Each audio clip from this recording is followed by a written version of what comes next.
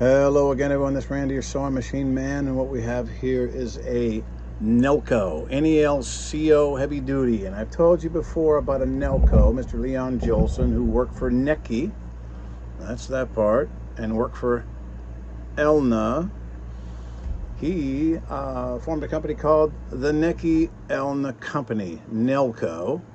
And this machine came out in the 70s, and it's almost an absolute copy of a Kenmore 158. Even has the dual belt system in here.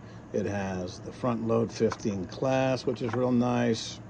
I even checked to make sure the gearbox is identical, has the steel gears. I imagine they'd even interchange. So I don't know the story about it, but if you got a Kenmore 12 stitch, let's see, 1, 2, 3, 4, 5, 6, 7, 8, 9, 10, 11, 12. What a coincidence.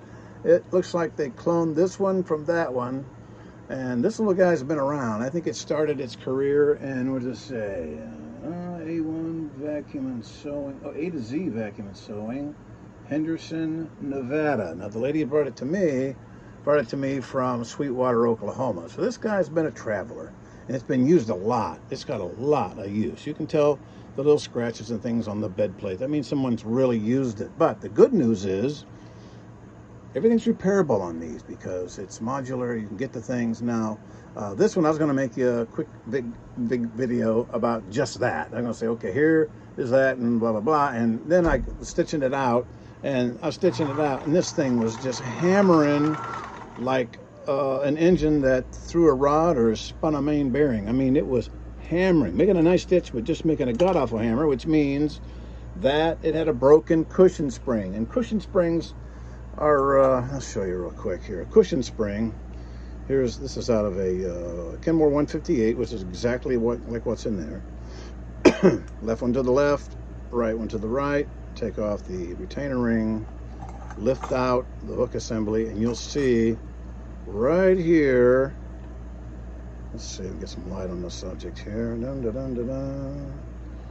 I got my absolutely cool flashlight. There we go. Right there, you'll see that screw right there, and that screw right there holds this cushion spring in place. The cushion spring is what drives the hook, and it just gives it a little bit of a cushion between the solid steel here and the solid steel on the. It's just a little, like a little shock absorber, and it makes it run. And the thread slips through on both sides, makes it nice and quiet. But what will happen, like what happened on this one, is the end of it right here, the end broke off. Just smooth, snapped off. Let's get where you can see it up here. It snapped off. And the part, come on, focus. There we go. I'll keep it still, maybe that'll help you focus. This thing snapped off the end, and what is snapped off is this part here. Here's the one I already replaced it, but this is an extra one. You get the idea. This is what it looks like when it's new, and that looks like it's snapped off right there. So what you do is, it's maybe for me 15 minutes because I know how to do it. You get the proper screwdriver, and that means a screwdriver that's a Phillips, and it's got a crisp machine point on it. You get one try at these. You got to take everything apart, bring it in, from the side, and you'll get one shot at breaking this loose and breaking that loose. And if you say waller it out, a Texas term, if you don't break it crisply and you round off the pieces, then you get what I got, which was this screw here, that the threads on it were completely, somebody who didn't know their trade and was giving it the old college try. I don't know who did it, but you can see in there, it's not much left of anything that resembles a Phillips. It is just completely bored out. I wish it would focus so I could, let's try it again. I wish it would focus. There you go. It's all bored out there. Now there was two of them, and of course they were both completely bored out. So what I had to do is get the Dremel tool and stick it in there, and just like a rivet, you can cut the heads off.